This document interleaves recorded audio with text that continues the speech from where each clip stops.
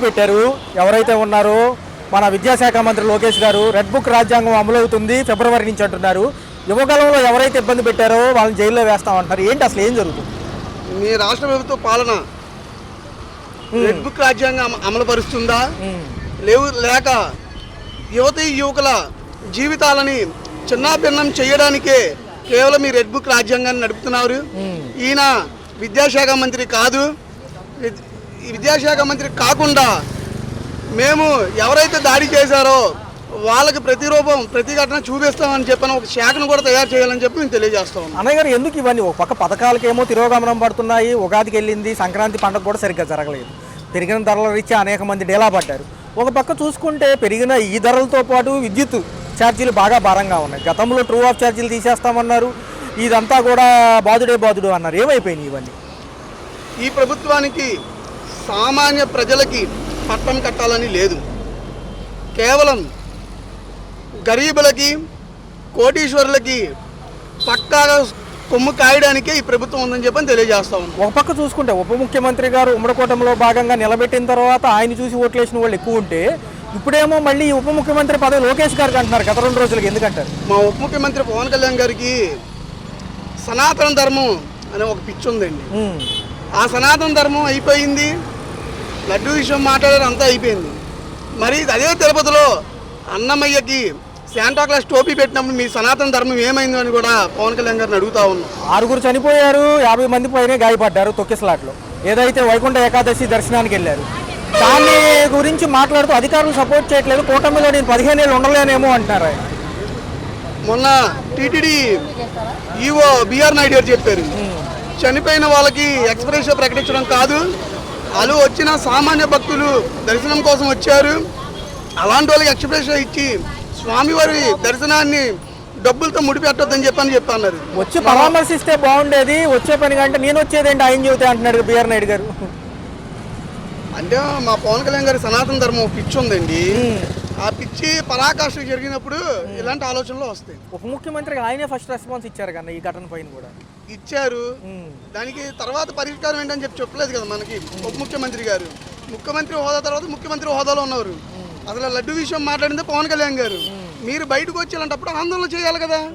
మరి అన్నమయ్యకి శాంటాక్లాస్ టోపీ పెట్టడం మీరు ఏం చేయాలి కదా. మరి ఇప్పుడు మీ సనాతన ధర్మం ఏమైంది?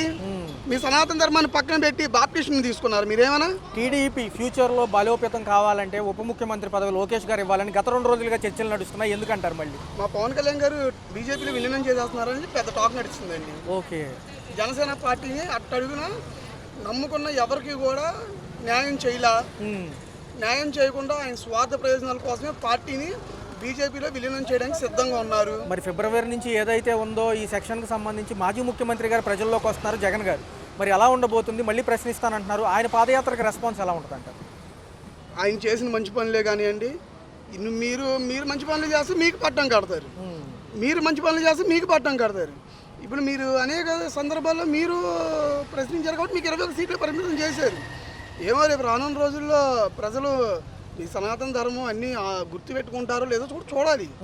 అంతేగాని పవన్ కళ్యాణ్ గారు ఏదో నేను 170 చేసేస్తాను నెక్స్ట్ అంటున్నారు. కానీ ముందు మీరు పార్టీని బీజేపీలో విలీనం చేసుకోకుండా చూడండి.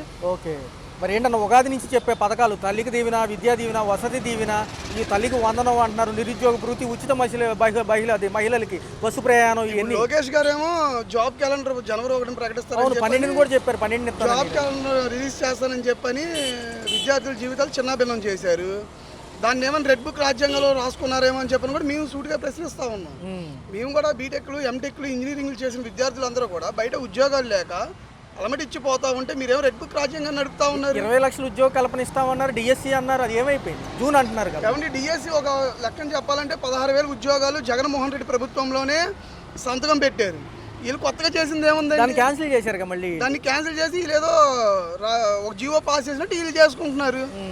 దీంట్లో ఏముంది? కాంట్రాక్ట్ కూడా తీసేసి కలిపారు కన్నా వాళ్ళని కూడా. దాంట్లో అనేక దేవాలయాల్లో ఆర్జేసీ టెంపుల్స్కి 1 year ఎక్స్పీరియన్స్ లేని వాళ్ళకి కూడా అవును కాంట్రాక్ట్లు ఇచ్చేస్తున్నారు ఆర్జేసీ టెంపుల్స్లో. అలాంటి అనామతులను కూడా ఎందుకు మీరు ప్రోత్సహిస్తున్నారు? మీది రెడ్ బుక్ రాజ్యాంగం నడుపుతున్నారా మీరు ఏమైనా? మరి ఏంటన్న భవిష్యత్తు అంధకారమే అంటారా? సంక్షేమం కోసం ఎదురు చూసే ప్రజలు పేదవాళ్ళకి పరిస్థితి ఏంటి? 2047 విజన్ అనేది మేము ఇప్పుడు ఏం చేయలేము. 2047లోనే ఈ రాష్ట్రం అభివృద్ధి చెందుతుంది అని చెప్పని ఒక సంకేతం ఇస్తున్నారు. అంటే అన్నేళ్ళు ఇళ్ళే ఉంటారు అయితే. ఎవరు ఉంటారో మాకేం తెలుసండి. ఓకే. అంటే వాళ్ళు ఆ టైంకి 2024 విజన్ అని పెట్టింది కూడా దానికి కారణం అదే. 2047లో ఈ రాష్ట్రం అభివృద్ధి చెందుతుంది అని చెప్పి అనుకుంటున్నారు అందరూ. Okay okay. ఈ రెడ్ బుక్ రాజ్యాంగంలో ఈ 5 సంవత్సరాలు కూడా దాడులు చేసిన వాళ్ళకి దాడులు, కార్యాలయం ధ్వంసం చేసిన వాళ్ళకి కార్యాలయం ధ్వంసము, లేదంటే చనిపోయి ఎవరైనా చంపిన వాళ్ళు అంటే ప్రతీకారం వాళ్ళని చంపడాలు ఇవే ఉంటాయి. Okay okay. 2047 రీజన్ అంటే 2047కి అభివృద్ధి చెందిద్ది ఆంధ్ర రాష్ట్రం అని చెప్పని అంటున్నారు. అది చంద్రబాబు ఉంటాడా లేదంటే జగన్మోహన్ రెడ్డి ఉంటాడా అని చెప్పని మనకు తెలియదు.